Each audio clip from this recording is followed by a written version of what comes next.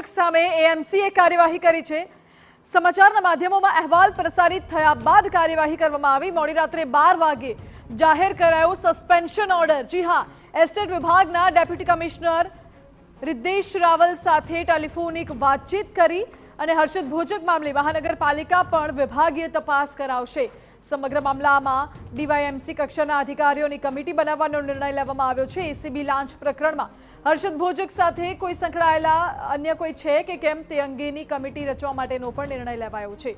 પૂર્વ ઝોનના એસ્ટેટ વિભાગના વર્ગ 2, 3 અને 4ના કર્મચારીઓની કમિટી પૂછપરછ કરશે।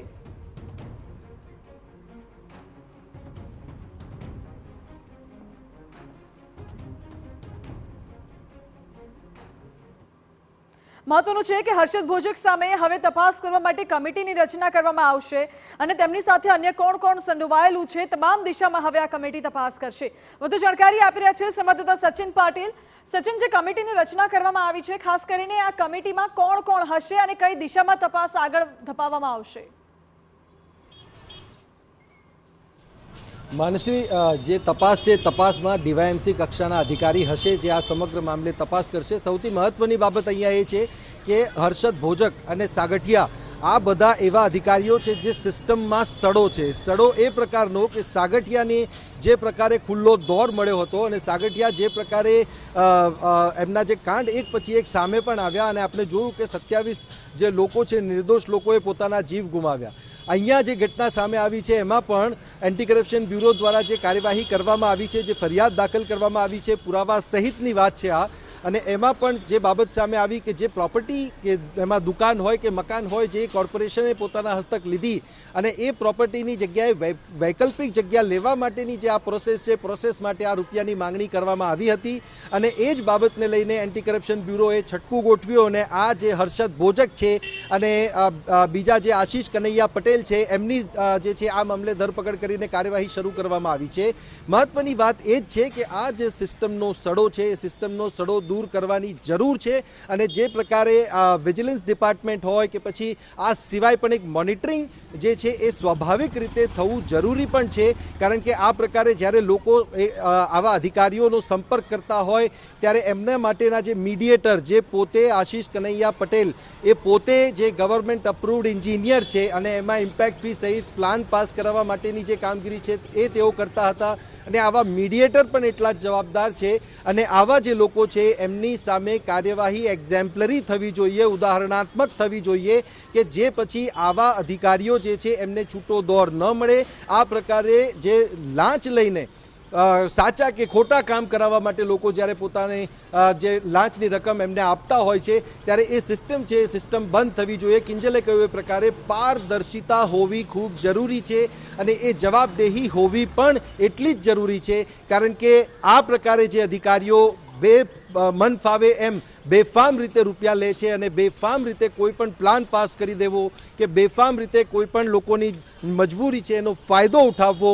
એના કારણે જે છે એ સિસ્ટમમાં એક કહી શકાય કે એક સડો પેદા થાય છે અને એના કારણે જ આ જે લોકો છે એ ફૂલે ફાલે છે અને આવા લોકોને આગળ ન વધવા દેવા માટે એક એમના ઉપર એક અંકુશ લગાવવાની જરૂર છે અને અંકુશ લાગે તો જ આવા અધિકારીઓ જે છે એમનામાં એક ડર બેસશે અને ડર હોવો ખૂબ જરૂરી છે।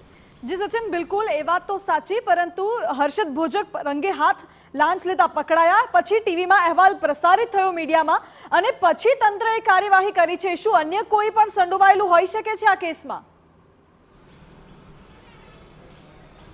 માનસી, સ્વાભાવિક રીતે આ જે તપાસ છે તપાસમાં હવે એ બધી જ બાબતો તપાસવામાં આવશે કે એમના ઘરે જે પ્રકારે એન્ટી કરપ્શન બ્યુરોની ટીમ પહોંચી 73 લાખ રૂપિયા રોકડા, નાની મોટી રકમ નથી, 73 લાખ રૂપિયા રોકડા અને સાથે જ સાથે 4 લાખના સોનાના બિસ્કિટ મળી આવ્યા છે।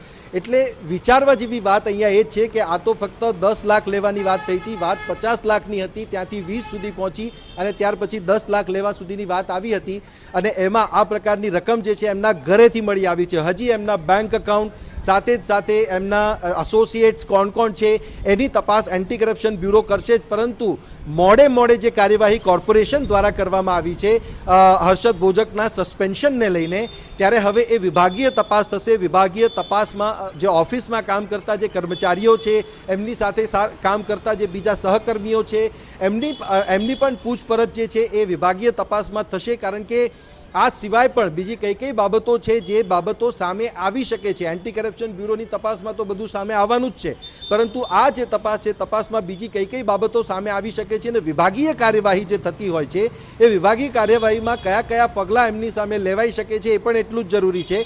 વાત અહીંયા એ છે કે એક તો એન્ટી કરપ્શન બ્યુરોની જે કાર્યવાહી છે એ કાયદાકીય કાર્યવાહી જે છે એમના વિરુદ્ધમાં થવાની છે. વિભાગીય તપાસ પણ કાયદાકીય રીતની જ થશે, પરંતુ એ કાર્યવાહી એવી થવી જોઈએ કે બીજા અધિકારીઓમાં એનો ડર બેસે. એક એક્ઝેમ્પલરી ઉદાહરણાત્મક રૂપ જે છે આ કાર્યવાહી થવી જોઈએ કે ફરીથી બીજા ભોજક, બીજા સાગઠિયા આવી રીતે ઊભા ન થાય. જી સચિન, આભાર આપનો.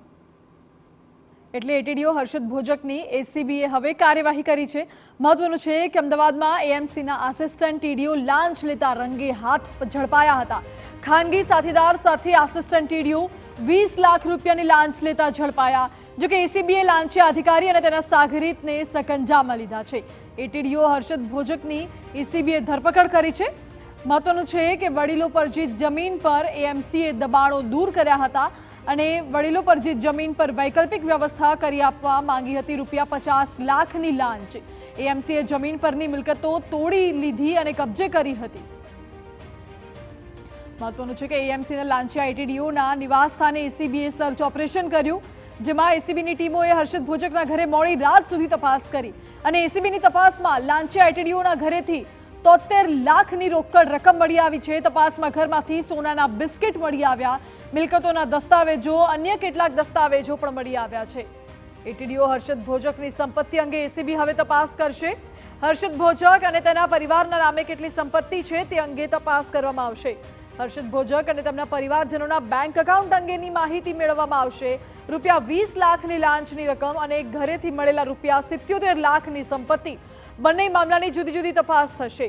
₹77 લાખની આવકના સોતો પવિત્ર નહીં હોય અને જો કાયદેસરની આવક નહીં હોય તો ભોજક વિરુદ્ધ એસીબી વધુ એક ગુનો દાખલ કરશે અને બાદમાં આવક કરતાં વધુ સંપત્તિ મામલે પણ ગુનો દાખલ થઈ શકે છે.